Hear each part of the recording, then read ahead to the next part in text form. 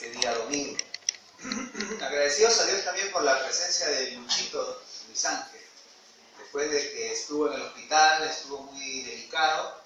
Gracias a Dios que está más fuertecito, ya está con nosotros. Gracias a Dios por ello. Hermanos, también estemos orando. Recuerden que hay hermanos que están pasando dificultades en su salud. He recibido el mensaje que la hermana Carmela tiene a su mamá delicada y esta tarde vamos a hacerle una visita a las 3 de la tarde. Entonces, estemos orando por hermanos que están pasando pruebas en su salud. El pastor Elías también ha estado delicado en estos días. Hoy día se ha levantado, pero ha estado unos días muy mal y viaja a Cusco en la gira. Así que estemos orando que Dios le fortalezca y su tiempo allá pueda ir con la bendición del Señor. El diccionario define la turbación como confusión, desorden, desconcierto. ¿Cuántos de nosotros hemos pasado situaciones así, hermanos? Donde nos hemos sentido confundidos, desconcertados, perturbados, no hemos sabido exactamente qué hacer, por dónde caminarnos. Creo que pasamos situaciones así en algún momento. Y es entendible, hermanos, cuando se trata de cosas que son malas, que son dañinas, cosas que nos perjudican, que nos afectan, que nos duelen. Es entendible que ante situaciones duras así, pues uno tenga momentos de turbación. Pero lo que yo no puedo entender es que el Señor Jesús pueda ser para algunos motivo de turbación. ¿Cómo puede Cristo causar desconcierto, confusión, caos a una persona? ¿Cómo puede ser, no? Y digo esto, hermanos, porque 1 Corintios 14:33 dice, Dios no es Dios de confusión.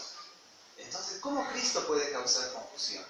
Esta mañana vamos a ver en Juan capítulo 10 el caso de unas personas que se sentían turbadas por el Señor Jesucristo. Se sentían confundidas, se sentían desconcertadas, se sentían en una situación de no saber qué hacer por causa del Señor Jesucristo. Y en el fondo, hermanos, el problema no era el Señor Jesús. En realidad, el fondo del asunto es que estas personas no querían creer en Jesús. O sea, en otras palabras, ¿quién les causaba la confusión? Ellos mismos. ¿Por qué estaban desconcertados? Por culpa de ellos mismos que no querían creer en el Señor Jesucristo a pesar de las evidencias que el Señor Jesucristo había mostrado. Entonces, esta mañana vamos a hablar acerca de esto. Vamos a hablar acerca de que mejor es creer en Jesús, porque Él es el único que realmente da sentido a la vida. Y quienes ya creemos en Jesús, no olvidemos, hay personas que están desconcertadas, que no quieren todavía tomar una decisión por Cristo y necesitamos ayudarles para que ellos puedan también tener la vida eterna que nosotros tenemos gracias a Jesús. Así que estamos en Juan capítulo 10, versículo 22, vamos a comenzar allí a ver este pasaje. Dice, celebrábase en Jerusalén la fiesta de la dedicación. Muy bien. Hermanos, les cuento un poquito. En la Biblia se habían establecido algunas fiestas de carácter obligatorio, vamos a decir.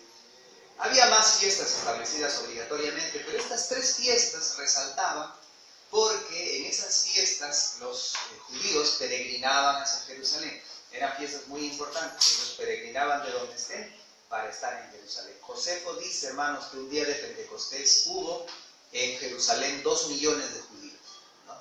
Es una cifra que él da porque todos trataban de llegar y estar en Jerusalén. Bueno, esas 3 fiestas son la fiesta de los tabernáculos, la Pascua y Pentecostés.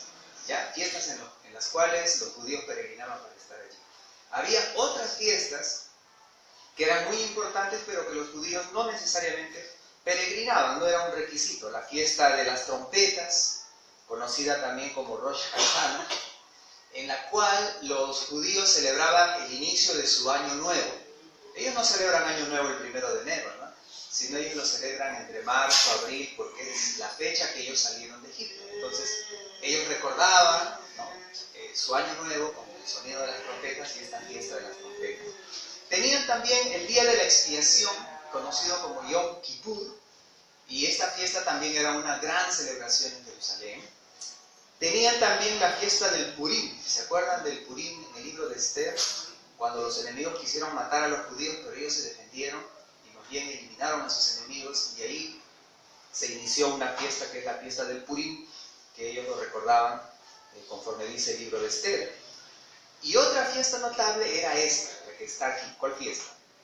La fiesta de la dedicación. Esta fiesta, hermanos, no está establecida en la Biblia. Esta fiesta fue establecida por Judas Macabeo. ¿Quién fue Judas Macabeo? Judas Macabeo fue un líder militar, un judío, que luchó contra las tropas griegas de Antíoco Epífanes el IV, y después de derrotarlos y expulsarlos de Jerusalén, purificó el templo. El templo judío, el templo de Dios, había sido profanado por Antíoco Epífanes, quien sacrificó una chancha, ¿no? Puso una imagen ahí de Zeus y sacrificó una puerca, y toda una profanación en el templo que a los judíos les dolió en el alma. Entonces, Judas Macabeo vence militarmente pues a las tropas que estaban allí, y luego él inicia la purificación del templo. A partir de allí, aproximadamente el 25 de diciembre, ¿les suena esa fecha? ¿No? Aproximadamente el 25 de diciembre, los judíos comenzaron a celebrar la fiesta de la dedicación. También, según Josefo, esta fiesta de la dedicación es llamada la fiesta de las luces. La fiesta de las luces.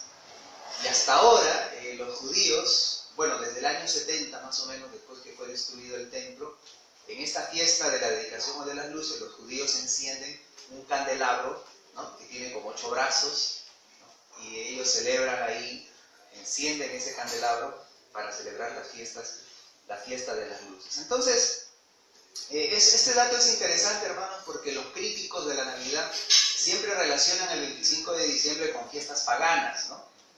Pero ojo que también el 25 de diciembre tiene un vínculo con esta celebración judía de la purificación del templo, ¿no? Y tiene que ver con la fiesta de las luces, ¿no?, que justamente en Navidad también se usan mucho. Así que este es un dato adicional que necesitamos considerar, hermanos, cuando pensamos en este tema de la Navidad, que algunos cuestionan. Pues bien, volvemos ahí al versículo 22. Celebrábase en Jerusalén la fiesta de la dedicación. Un dato más que nos da Juan, ¿cuál es? Era invierno. Usted dice, pero en el 22, 23 de diciembre ya empieza el verano. Bueno, ese es en el hemisferio sur, ¿no? Pero en el hemisferio norte más bien empieza ¿qué? El invierno. Por eso es que la Navidad en el hemisferio norte es con nieve y cosas así, ¿no? Aquí en verano tenemos Papá Noeles que se sancochan, que se hornean ahí con su traje de Papá Noel en pleno verano, ¿no?, por traer esa costumbre del norte. Bueno, entonces Juan dice, era invierno, 23, y Jesús andaba en el templo por el pórtico de Salomón. Es decir, hermanos, este pórtico, esta era una entrada, era un atrio, que lo llamaban el pórtico de Salomón, y algunos dicen que este pórtico se había mantenido desde el templo que hizo Salomón, ¿no?, que de alguna manera no fue totalmente destruido por Nabucodonosor en el año 586, entonces cuando fue restaurado, se mantuvo esa área como el pórtico de Salomón, el patio o el atrio de Salomón. Entonces Jesús andaba, hermanos, por allí, ¿y qué pasó? Verso 24, de pronto, ¿qué ocurrió? Fue rodeado por los líderes judíos. Ahí están los líderes judíos, verso 24, y le dijeron ¿qué? ¿Hasta cuándo nos turbarás el alma? ¿Hasta cuándo nos vas a tener así en suspenso? ¿Hasta cuándo nos vas a tener desconcertados? ¿Hasta cuándo nos vas a tener confundidos? ¿No? Esa es la pregunta que ellos hacen. ¿Qué piensan de esa pregunta, hermanos? ¿Que Cristo les causaba confusión, desconcierto? ¿Cristo nunca les habló con claridad? ¿Cristo nunca les dijo las cosas transparentemente? ¿Por qué ellos dicen esto, no? Ahora, agregan otra cosa, versículo 24, perdón. Si tú eres el Cristo, dínoslo abiertamente. Si tú eres el Cristo de una vez, dínoslo abiertamente. Hermanos, les hago una pregunta. Para usted, ¿qué es más convincente? ¿Los hechos o las palabras? Para usted, ¿qué sería más convincente? ¿Las acciones o las palabras? ¿Qué le convencería más? ¿Que alguien le ofrezca, le diga, le prometa? ¿O que alguien haga cosas? Los hechos, ¿no? Hubo, hermanos, en el año 1948 un presidente militar que dio un golpe, Manuel A. Odría, y él gobernó durante 8 años el Perú. Fue un régimen autoritario, dictatorial, con persecución a sus opositores y todo. Un régimen muy fuerte, muy duro. Bueno, Odría tenía este lema: hechos y no palabras, ¿no? Hechos y no palabras.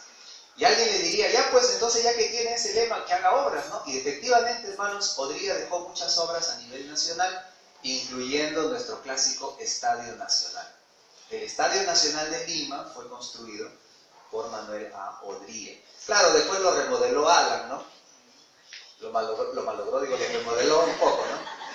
Pero bueno, la cosa que, hermanos, ustedes tienen razón, los hechos son más convincentes que las palabras. ¿Los judíos habían visto hechos o no habían visto hechos? Muchos. Reciencito nomás, un hecho innegable, sorprendente que ellos habían visto es que un ciego de nacimiento pudo recuperar la vista. Pero estos hombres vienen a Jesús y dicen, ya pues dinos si eres o no eres. ¿Eres o no eres el Cristo? Cuando Cristo podría decirles sí, pero ¿qué era más convincente que palabras?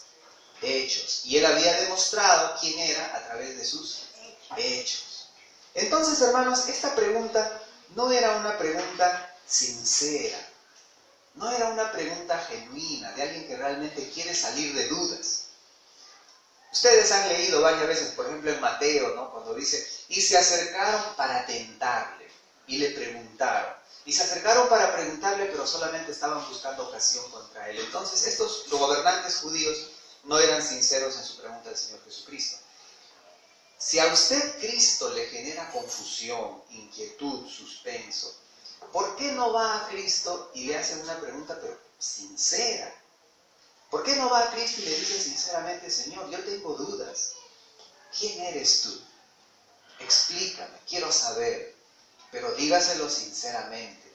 Y el Señor Jesucristo le va a responder a través de las Escrituras.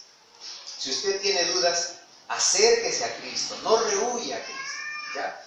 Pero si usted no tiene dudas, para usted está claro cómo son las cosas, solamente que usted quiere aparecer que tiene dudas, como estos hombres, que quieren aparentar que están confundidos. ¿Hasta cuándo nos turbarás el alma? Pues usted no va a tener éxito en saber la respuesta a sus inquietudes supuestas. Porque el Señor Jesucristo con toda claridad siempre ha dicho quién es Él, siempre ha dicho lo que Él quería.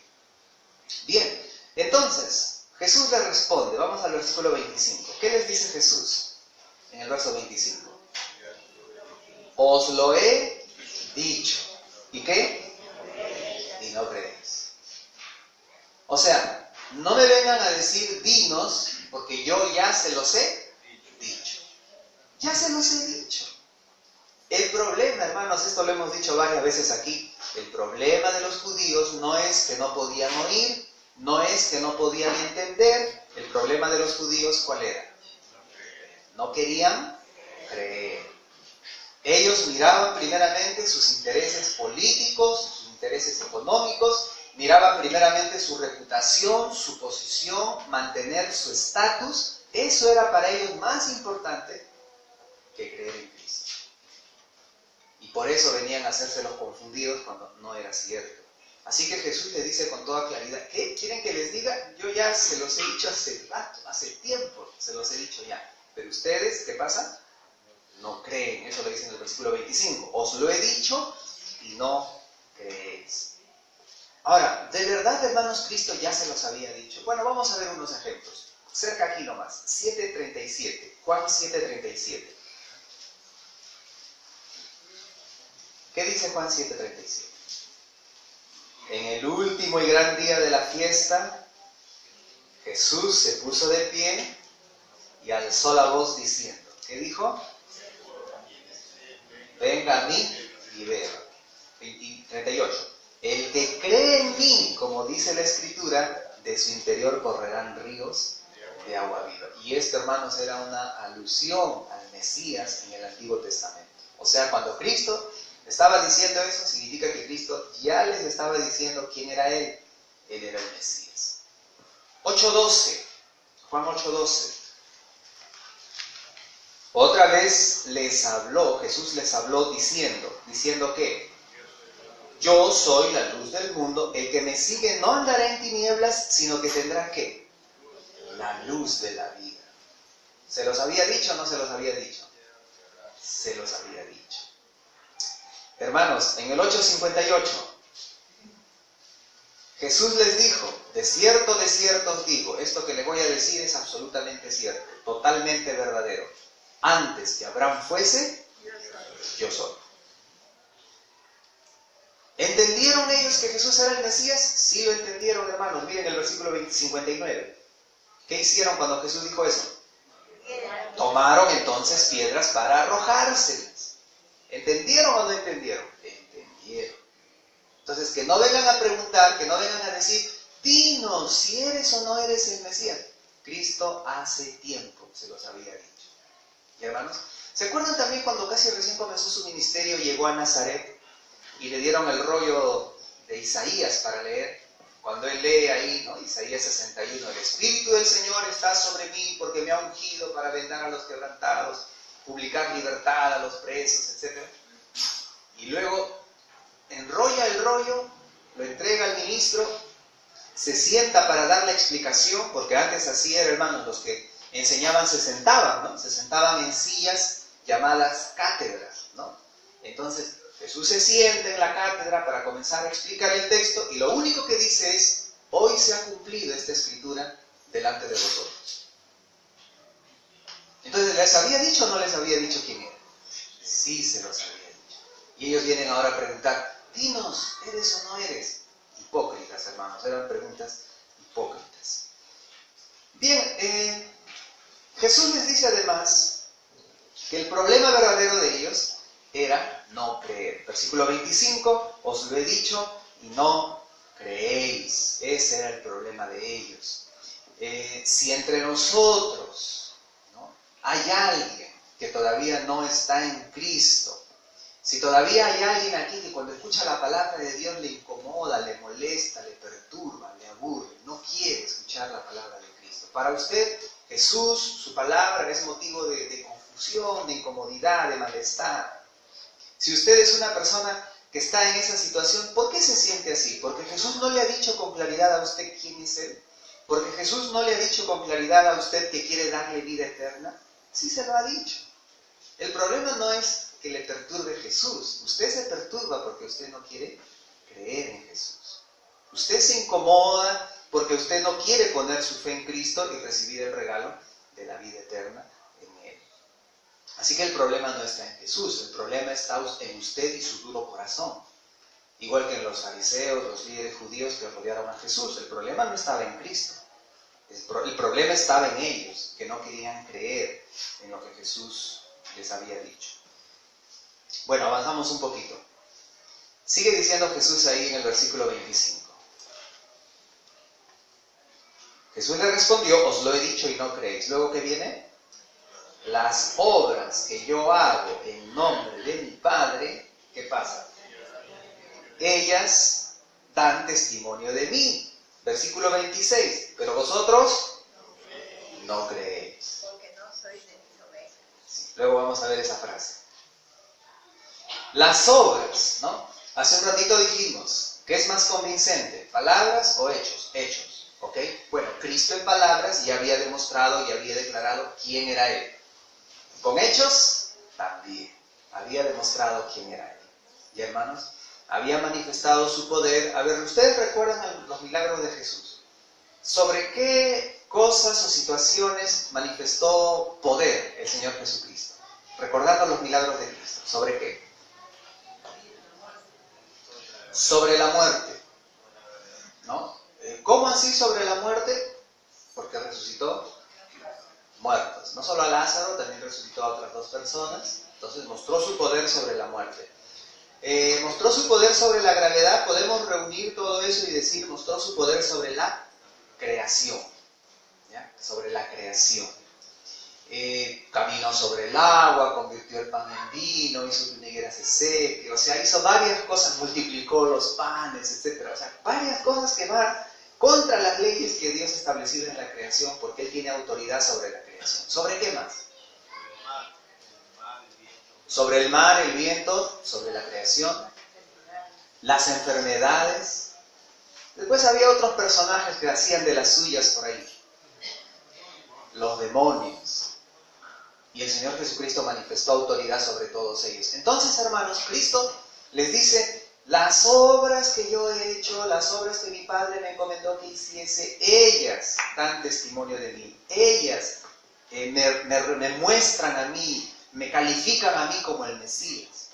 Pero ¿cuál era el problema de ellos? Verso 26, primera línea, pero vosotros no creéis. Ese sigue siendo el problema de estos caballeros. No es que no veían las obras de Dios, es que no querían creer. Ahora, decíamos esto hace unos domingos. Puede ser que una persona diga, pero yo no he visto las obras de Dios, yo no he visto los milagros de Dios. ¿Es verdad que en este tiempo la gente ya no ha visto el poder de Dios? ¿Es verdad? Se equivocan, ¿verdad? ¿Dónde vemos las obras de Dios? ¿Dónde vemos el poder de Dios? Basta con mirar la creación. La creación tan maravillosa ante la cual el hombre se rinde. Con esto, hermanos, de los huracanes, por ejemplo, Estados Unidos, con toda su tecnología, ¿qué ha podido hacer? Nada. Nada. Y esa creación tan poderosa es obra de ¿quién? De un Dios que es todo poderoso. Nadie puede decir, no, es que ellos veían milagros, yo no veo ningún milagro. Mire a su alrededor, mire a la persona que está a su lado. La vida humana es un milagro. Mírese usted en un espejo. Usted es un milagro de Dios. Es una manifestación del poder de Dios. Ahora, la obra más maravillosa que el Señor Jesucristo hizo por nosotros no es la creación, que es súper maravillosa, pero no, hay otra obra más maravillosa que Cristo ha hecho por nosotros. ¿Cuál es? Dar su vida en la cruz por nosotros. Hace tiempo había un folletito de versículos, puro versículos nomás, cuyo título era ¿quién soy yo para que un rey muriera por mí? ¿Se ha preguntado alguna vez eso? ¿Quién soy yo para que el Dios soberano, Dios eterno, muera por mí? ¿Quién soy yo para que el Rey de Reyes y Señor de Señores dé su vida en la cruz por mí? Entonces, esa es una obra del Señor Jesucristo. Esa es una obra a la cual usted necesita creer, ante la cual usted necesita rendirse. ¿Qué parte de la obra de Cristo no entiende? Él, siendo Dios, nos vio a nosotros pecadores, se encarnó, se humanizó, se hizo de nuestra familia, de nuestra raza, para poder ser crucificado en una cruz y reemplazarnos a nosotros, sustituirnos a nosotros en el pago, en la sentencia que nosotros debíamos pagar. ¿Qué parte de eso es difícil de entender? Simplemente el problema es que ante esas obras de Dios, ante esa obra redentora de Cristo, probablemente usted no se quiere rendir. Usted quiere mantener su orgullo, usted quiere seguir con sus pensamientos, usted quiere salirse con la suya, pero va a terminar mal. Va a terminar en el infierno. Porque si usted rechaza a Cristo y su obra salvadora, pues para usted no hay salvación. Y usted va a terminar condenado en el infierno por toda la eternidad. Y ese era el problema de estos judíos. Escucharon que Cristo era el Mesías, no quisieron creer. Vieron sus poderosas obras, no quisieron creer. Y luego vienen a decirle, ¿por qué nos perturbas? ¿Por qué nos confundes? Dinos. Ya Cristo hace tiempo les había dicho claramente quién era. Jesús sigue hablando aquí en el versículo 26 y dice, pero vosotros no creéis porque no sois de mis ovejas, como os he dicho. Y aquí, hermanos, el peligro es que algunos piensen, probablemente ellos ya estaban destinados a no ser de sus ovejas. Es posible que algunos digan, ya ve, o sea, solamente creen aquellos que el Señor ya ha escogido que crean. Y los demás ya no pueden creer porque Dios les ha dicho que ellos nunca van a creer. Dios los ha puesto a ellos aparte, Dios los ha seleccionado a ellos para que no crean. Dios ha seleccionado un grupo solamente para creer. Hay personas, hay hermanos que dicen eso, que si alguien no cree no es su responsabilidad, es responsabilidad de Dios que no le permite creer. Porque Dios no le da la fe, porque Dios no le da su gracia salvadora, porque Dios no lo ama, porque Cristo no murió por él. Pero hermanos, una vez más, eso es una desfiguración de Dios. Es una mala presentación de Dios. Dios no es así. Yo le pido a usted que mire conmigo aquí nomás, el verso 36.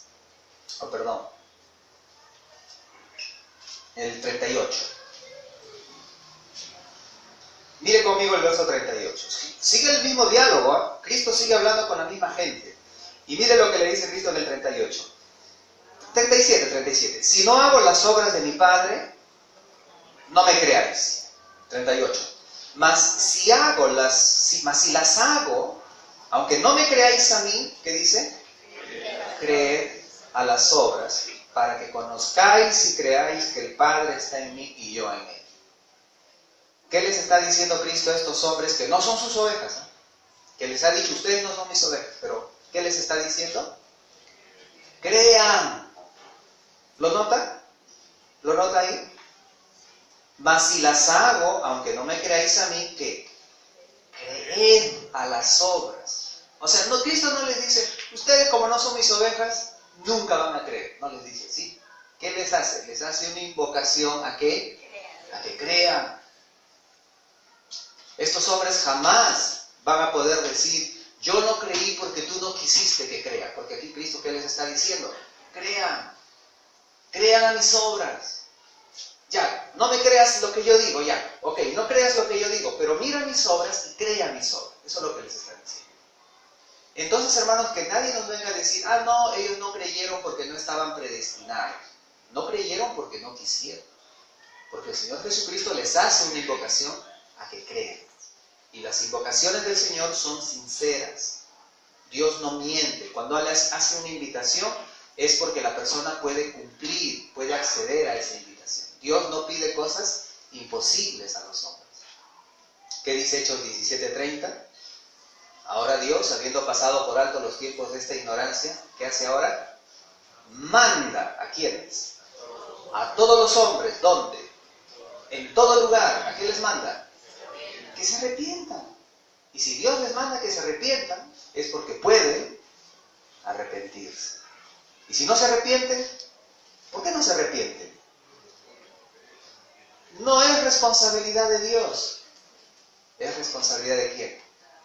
De ellos mismos, que no quisieron arrepentirse.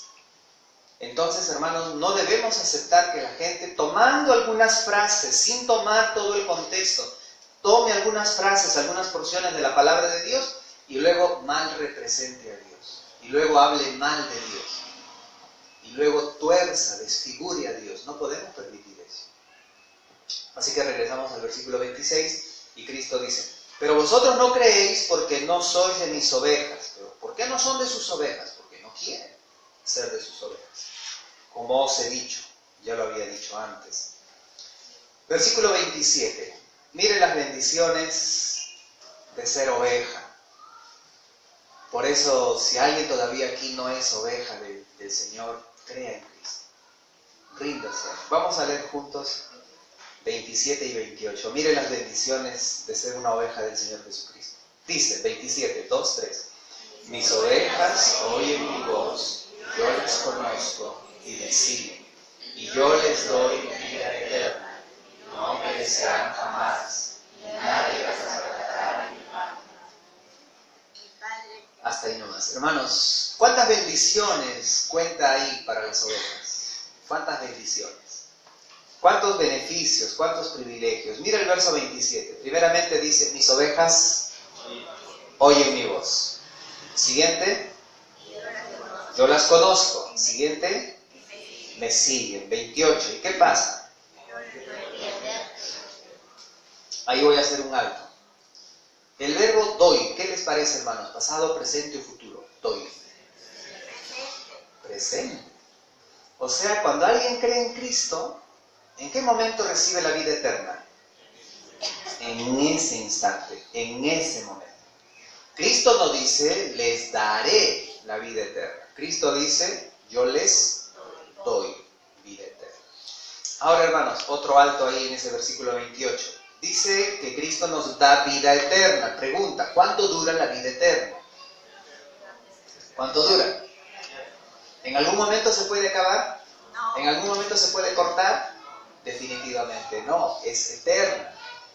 ¿Qué piensan ustedes de las enseñanzas de algunos predicadores, de algunas iglesias, congregaciones que dicen, ok, tú recibes la vida eterna, pero si no eres fiel, la puedes perder?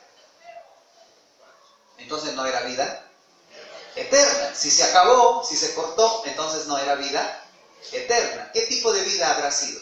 Temporal. Temporal, pasajera, condicional, a prueba, ¿no? Pero la vida que el Señor nos ofrece aquí es, versículo 28, y yo les doy vida eterna. Entonces, la salvación, hermanos, es segura. Yo creo que es un menosprecio al Señor Jesucristo, un menosprecio a la obra de Cristo pensar que la salvación se pierde. ¿Sabe por qué? Porque lo que le estamos diciendo a Cristo es que su obra no es tan efectiva. Que su obra de salvación no es tan eficaz, que depende de que yo me mantenga conectado, agarrado, me sacrifique por no soltar esa bendición. Entonces ya no hay un 100% de mérito en Cristo, sino que yo también me llevo parte de la gloria. Es un menosprecio creer que la salvación se puede perder cuando Cristo está diciendo, yo les doy vida eterna. Recibes esta vida, no la vas a perder nunca jamás. Pero sigue diciendo Jesús en el 28. Y yo les doy vida eterna, ¿y qué más? Y no perecerán jamás. Y no perecerán si es que son fieles. Y no perecerán si es que se bautizan. Si es que dan sus diezmos. Si es que predican. No, hermanos. El que tiene vida eterna, sencillamente no perecerá Jamás. jamás. Jamás de los jamás. ¿Y qué más? Verso 28. Y nadie las arrebatará de mi mano. Nadie las arrebatará de mi mano, ¿no? Yo me imagino ahí un puño cerrado. La persona, el creyente ahí, y Cristo así. ¿Quién va a poder arrebatarlo de la mano de Jesús? ¿Quién va a poder abrir su mano a la fuerza para tratar de hacernos daño? ¿Quién? Nadie. Nadie. Y esa es la posición que nosotros tenemos, una posición de total seguridad. Hermanos, no depende de la fidelidad del creyente, no depende de la obediencia del creyente, depende de Cristo, quien dijo, mis ovejas oyen mi voz, yo las conozco y me siguen, y si toman esa decisión de seguirme, entonces yo les doy vida eterna, no perecerán jamás, ni nadie las arrebatará ¿de dónde? De mis manos.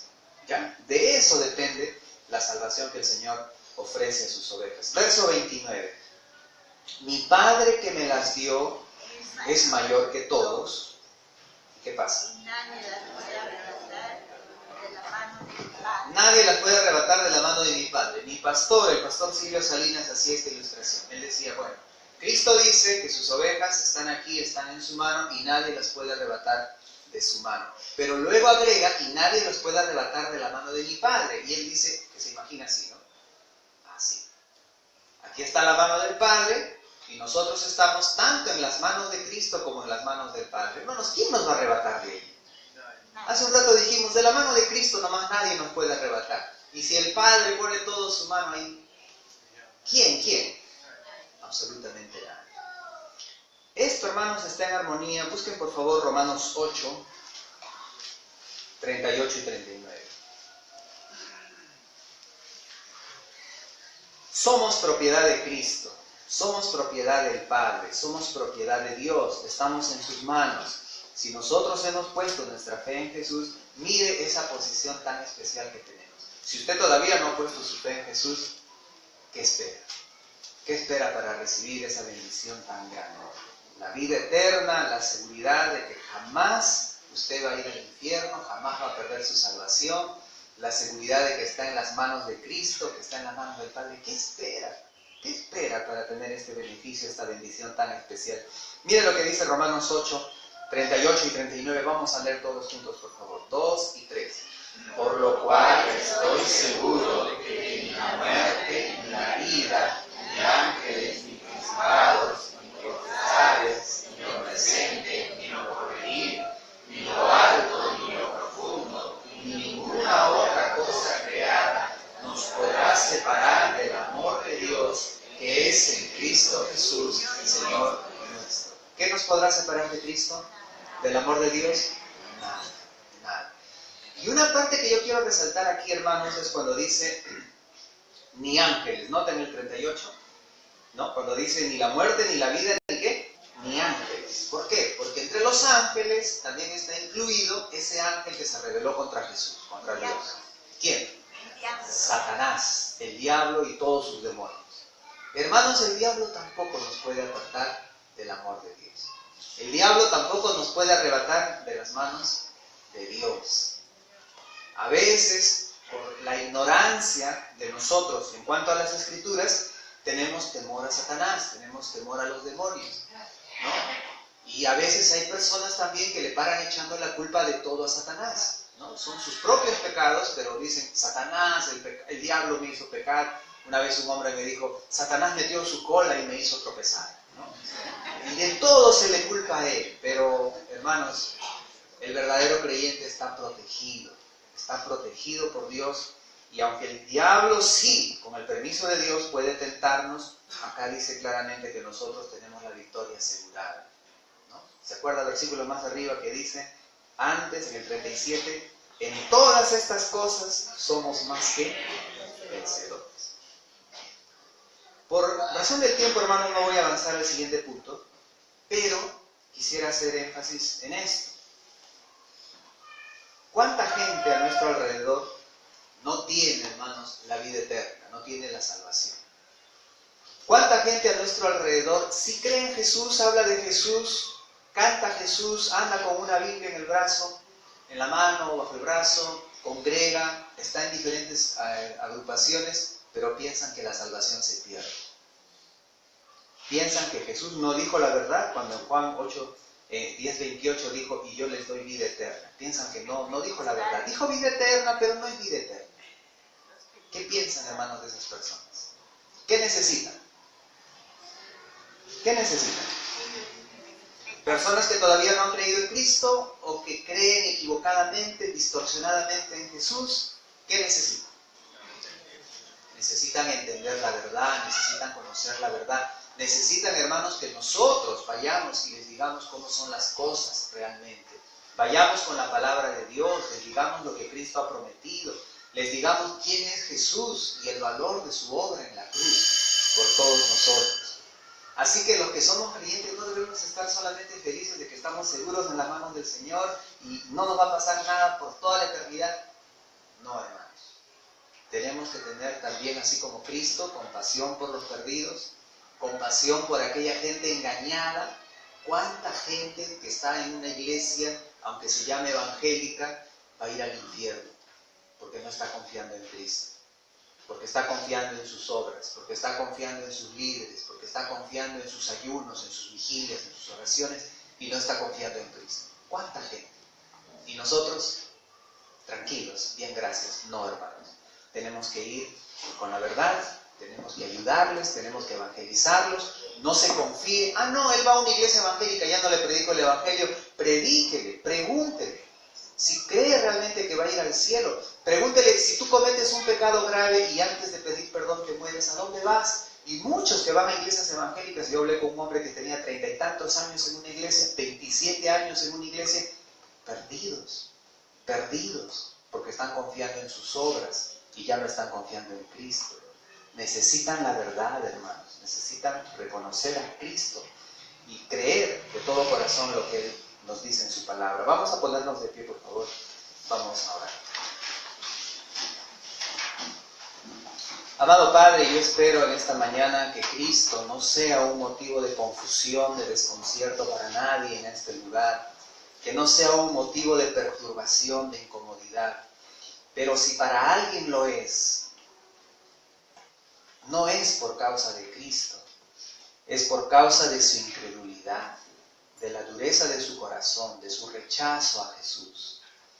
Padre, si entre nosotros hay alguien que todavía no es oveja de Cristo, que todavía no ha creído en Cristo, que todavía no ha recibido el regalo de la vida eterna en Jesús, en esta mañana te suplicamos que pueda abrir sinceramente, genuinamente su corazón a Cristo, arrepentirse de sus pecados y pedirle el perdón. pedir a Cristo que sea su Salvador, su Señor, que pueda abrir su corazón e invitar a Jesús para que Él reine en su vida. Señor, si hay alguien entre nosotros que todavía está rumbo al infierno, que en esta noche, que en este momento, Señor, reciba a Jesús como su Salvador para que Él le perdone todos sus pecados y le dé en este momento, en este instante, la vida eterna, la seguridad de estar en las manos de Dios, de no perecer jamás, sino de estar en su gloria. La seguridad y la protección incluso contra Satanás y sus demonios. Padre, también te pido por quienes ya somos creyentes, para que en gratitud por esta salvación tan grande que nos has dado en Cristo, prediquemos de Jesús y de su obra salvadora a todo el mundo.